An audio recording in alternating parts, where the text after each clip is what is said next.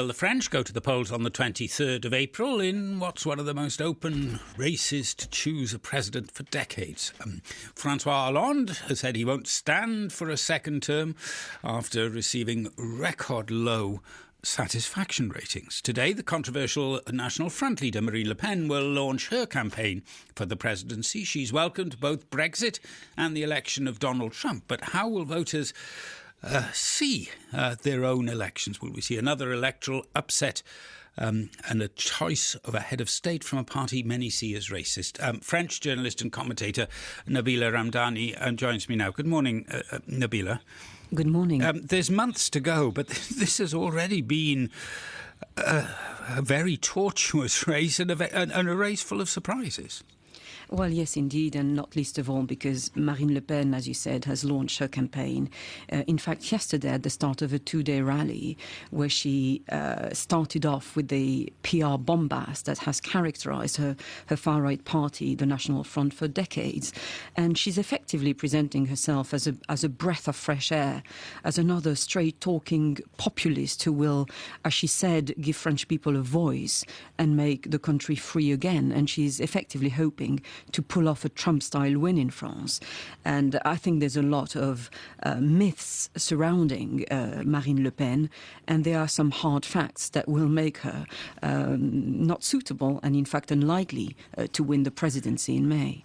We'll come back to her in a moment, but I mean, the big question is who ends up standing against her, being the last man or woman standing, because the expectation has been all along that Marine Le Pen might well win in the first round, but when it was whittled down to two candidates that she'd lose, the question is who the second candidate might be.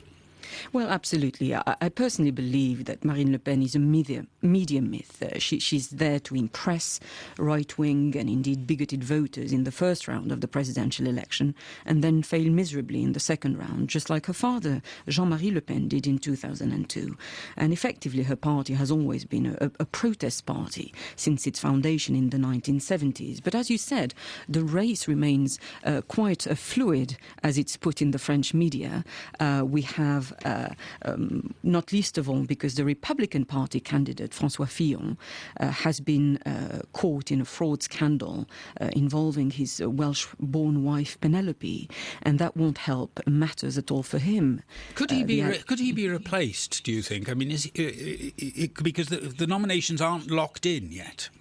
Yes, indeed. I mean, he believes that he can bluster on and that his legal problem will simply fizzle out. And it has to be said that sleaze is, I have to say, business as usual when it comes to the French political class.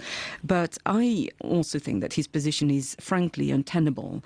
And my contention is he will have to pull out of the race sooner rather than later, in which case we might see a reluctant return from Alain Juppé putting himself forward. And remember, Alain Juppé lost with a very narrow margin against François Hollande in the Republican primary.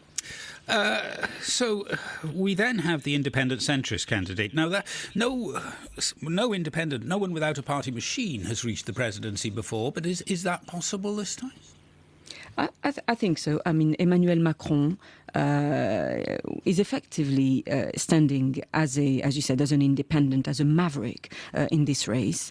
And he was, remember, he was François Hollande's former finance minister, and he's currently winning a lot of support. He's effectively presenting himself as a money man. Hollande, in fact, brought him into his government in an attempt to salvage France's economic policies and indeed restore what was revive what was essentially a failing socialist administration. So remember, Hollande started off his presidency saying how much he disliked the rich and how he wanted to tax them out of France. He calmed down after a few years, lowering taxes and introducing money people like Emmanuel Macron into his government. But by that time it was too late, and that in fact that veered to the right towards more business-friendly policies made him hugely unpopular with the left. And the socialists, meanwhile, have veered to the left. Do we write them out of the equation totally at this stage, or could we see a socialist reaching the final round? Well, the socialist primary last weekend actually revealed a significant swing to the left with the very radical candidate Benoît Hamon, who is now going to be the party's candidate for the presidential election. And the clear message is that the Socialist Party wants to reject the last 5 years, which were not considered good enough. Hollande's popularity rate is only 4% at the moment. But I think with Benoît Hamon, the Socialist Party is effectively back to square one. He not only, sticks with Hollande's very radical own policies, but he even goes further. He wants to reduce the 35-hour week to 32, which is almost black humour if you know a bit about the history of modern France and the massive civil servant workforce, and indeed a very small working week.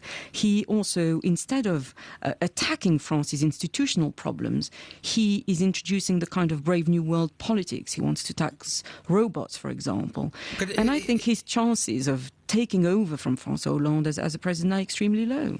But if he did by I don't know, some fluke or some miracle, reach the second round, and the choice was between that and Marine Le Pen, that would be an interesting contest, wouldn't it?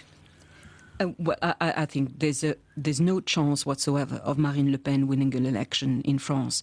I think there's a lot of, as I said, myths about her. But the hard facts are that Marine Le Pen is unable to win a parliamentary seat in France, despite years of trying. Her party, the National Front, currently has 2 MPs, and this compares to 35 in 1986.